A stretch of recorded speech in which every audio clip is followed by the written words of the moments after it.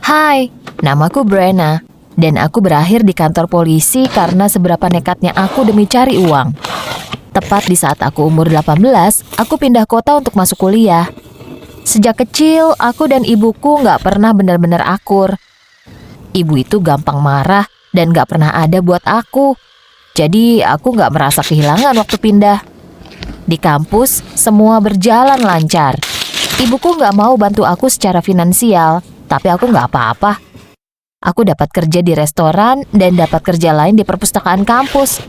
Karena ambil 2 kerjaan, jadwalku padat banget, tapi aku bahagia. Itu yang terjadi sampai virusnya datang. Awalnya cuma ada isu kalau ada yang nggak beres. Tapi berapa minggu kemudian, semua berubah. Kampus kami benar-benar ditutup, yang artinya aku kehilangan tempat tinggalku. Aku cuma punya beberapa ratus dolar, dan aku butuh cari tempat tinggal baru. Aku lihat iklan online untuk cari tempat, dan aku menemukan apartemen di sisi kota yang bahaya. Atapnya bocor, dan jendelanya diteralis, dan orang yang nunjukin ke aku itu mengerikan banget. Dia bilang aku cantik banget dan bahkan mau menyentuh rambutku. Aku hampir nangis karena kewalahan, tapi untungnya nggak ada yang terjadi, dan aku dapat apartemennya. Aku nggak punya kasur, jadi aku terpaksa tidur di lantai pakai selimut. Tapi aku terus kepikiran kalau aku kehilangan salah satu kerjaanku, dan bakal susah untuk aku cari uang buat bayar sewa. Besoknya, aku baru sadar kalau ini bakal berat banget. Restoran tempat kerjaku telepon dan bilang kalau mereka disuruh tutup. Jadi aku juga kehilangan pekerjaanku yang itu. Dalam beberapa minggu, aku kehabisan uang. Aku hidup dari sepotong roti setiap minggunya. Dan bahkan sekarang aku nggak mampu beli itu. Aku telepon ibuku karena putus asa butuh uang. Dan aku nggak kaget. Ibu malah teriak padaku dan bilang kalau aku udah dewasa sekarang dan hidupku adalah tanggung jawabku. Aku pergi ke seluruh supermarket di kota untuk lihat apa ada yang bisa kasih aku kerjaan. Tapi nggak ada yang buka lowongan. Aku baru mulai panik. Perutku keroncongan karena belum makan berhari-hari.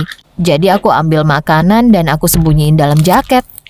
Waktu aku keluar, satpamnya menangkapku dan menyuruh aku menunggu polisi datang. Aku duduk, kelaparan, malu, dan benar-benar sendirian. Saat itu ada cewek yang datang. Dia bilang kalau virusnya menghancurkan finansial dia juga, tapi dia menemukan pekerjaan yang bisa kasih dia banyak uang. Dia kasih aku kartu dengan nama website, lalu dia pergi. Untungnya polisi melepaskanku dengan peringatan, tapi aku pulang kelaparan. Aku duduk di apartemenku yang kosong dan masuk ke website yang dikasih cewek itu. Aku syok banget waktu aku sadar itu website webcam seksi. Tapi ada banyak cewek yang kayak aku. Dan mereka nggak sepenuhnya cabul. Beberapa dari mereka cuma duduk pakai bra dan ngomong. Aku bisa lihat berapa banyak uang yang mereka dapatkan. Dan aku kaget, jadi aku bikin akun. Awalnya aku sembunyikan wajahku dan cuma ngobrol sama orang pakai dalaman. Aku bercanda, melakukan apa yang mereka minta, dan jujur aku kaget karena aku suka. Aku lebih kaget waktu aku lihat berapa banyak uang yang aku dapatkan di akhir malam. Aku mulai streaming tiap malam, dan aku dapat pengikut yang banyak. Subscriberku memohon agar aku tunjukin mukaku, tapi aku bilang gak bisa. Kagetnya, beberapa dari mereka bergabung dan menawarkan aku $10.000 untuk bikin video yang ada wajahku. Jadi, aku setuju. Aku gugup, tapi aku menghasilkan uang lebih banyak. Tapi semakin banyak penonton, semakin banyak komen yang bikin aku gak nyaman. Mereka mengancamku dan bilang hal-hal cabul, dan walaupun aku diamin, mereka bikin aku merasa sedih. Kagetnya, model terkenal lainnya menghubungiku dan berusaha mendukungku. Kami mengeluh semalaman tentang pelanggan kami, dan aku merasa punya komunitas untuk pertama kali setelah sekian lama. Dalam 2 bulan, aku bisa sewa apartemen bagus di sisi kota yang lebih aman. Sejujurnya semuanya luar biasa. Tapi itu nggak lama. Suatu hari aku bangun dan aku lihat sosmedku dibanjiri komen orang-orang dari kota asalku. Mereka memanggilku segala jenis panggilan. Orang-orang kirim screenshot aku setengah telanjang. Beberapa orang bahkan gambar hal menjijikan di fotoku. Lalu aku lihat kalau semua keluargaku nge-unfriend aku. Duniaku seakan runtuh. Aku coba telepon ibuku, tapi kagetnya aku langsung diarahin ke voicemail. Ini bakal jadi akhir dari hubungan kami, aku yakin. Sepanjang hari, aku duduk di kasur dan menangis. Salah satu model lain menghubungiku, dan waktu aku cerita apa yang terjadi, dia ngomong sama aku berjam-jam untuk nenangin aku. Lalu aku lihat post publik yang ibuku buat. Ibu membuangku di depan semua orang, bilang ke keluargaku kalau aku malas dan butuh bantuan profesional. Ibu tulis hal buruk kayak berharap kalau aku nggak pernah lahir, dan aku bikin malu nama keluarga. Hatiku sakit. Lalu aku dengar ketukan yang keras dan mengerikan di pintu. Sesaat aku takut salah satu pengikutku menemukanku. Tapi waktu pintunya terbuka, para polisi masuk. Mereka memborgol aku dan membawaku keluar dari apartemen. Aku mulai teriak dan menangis. Aku nggak tahu apa yang terjadi. Mereka bahkan nggak bilang aku dituduh melakukan apa. Sepanjang perjalanan ke kantor polisi, mereka menatapku dengan jijik saat aku nangis. Waktu kami sampai, mereka bilang mereka menangkapku karena prostitusi. Mereka dapat telepon dari ibuku. Aku tercengang. Ibuku melaporkanku ke polisi untuk sesuatu yang bahkan nggak aku lakuin. Aku jelasin ke polisi yang sebenarnya, bahkan aku tunjukkan profilku. Mereka kesal dan langsung mengusirku keluar dari kantor polisi. Salah satu dari mereka bahkan menyuruhku untuk cari kerja yang benar. Aku jalan pulang sambil nangis.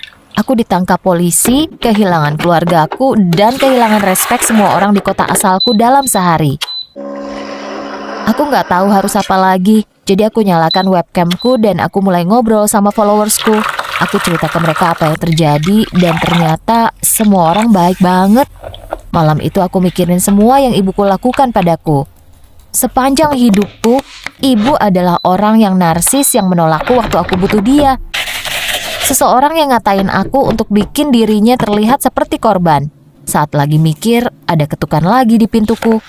Aku buka dan aku lihat Ophelia, model webcam yang membantuku. Kami duduk dan ngobrol berjam-jam. Dan dia menyuruhku untuk ikut terapi. Dia bahkan membantuku mencari dokter lokal di daerah situ. Aku tetap streaming selama setahun. Aku tahu aku nggak mau ini jadi kerja jangka panjang. Jadi aku selalu lihat-lihat kerjaan lain. Akhirnya hari itu datang waktu Ophelia menghubungiku dan menawarkanku kerjaan di perusahaan media sosial tempat dia baru dipekerjakan. Dalam beberapa minggu aku bantu menjalankan aplikasi sosmed yang populer. Aku bikin artwork, nulis email, mimpin kampanye. Dan aku merasa dihormati. Dalam beberapa tahun, aku jadi kepala perusahaan bersama Ophelia.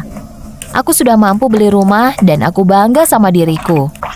Sayangnya, masa laluku datang menghantuiku beberapa kali. Aku harus ngomong sama HR beberapa kali tentang staf yang menemukan video lamaku.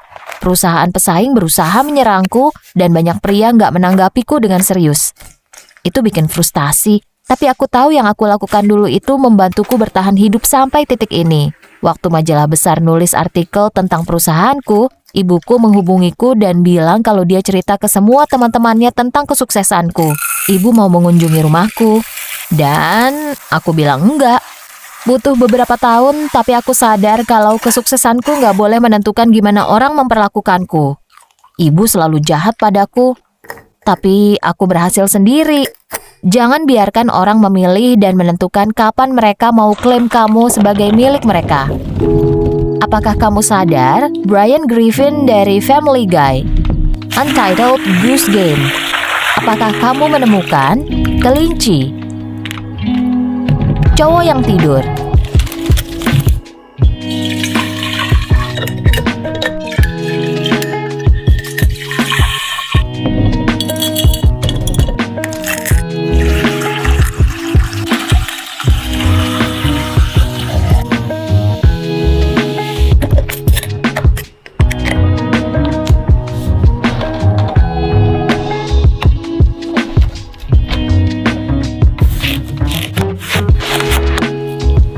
Suka cerita tadi?